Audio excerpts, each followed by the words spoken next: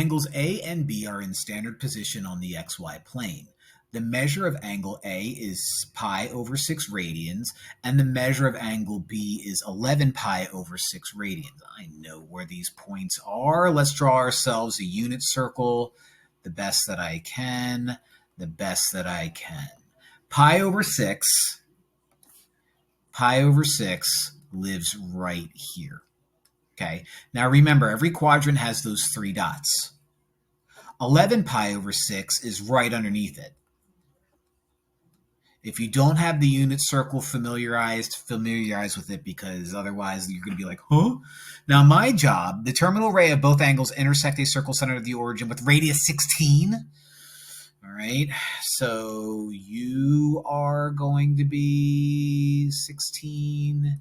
You are going to be 16. What is the distance between these 2 points of intersection? Okay, all right, so I need U and U. So basically, I care about the Y value and the Y value. So let's go back, and I've done several problems like this. I need to deal with the sine cosine function that deals with the Y. Well, the one that deals with the Y is sine. So you may remember that sine theta is x over, or y over r. Okay. Now, if I'm looking at it this way, and I have a radius that is not 1, I should probably multiply both sides by r. So r sine theta equals y.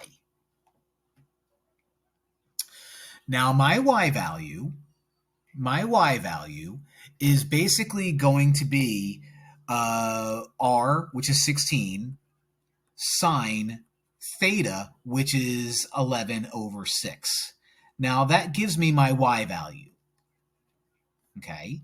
Now on top of that, this y value is the same exact thing as that y value.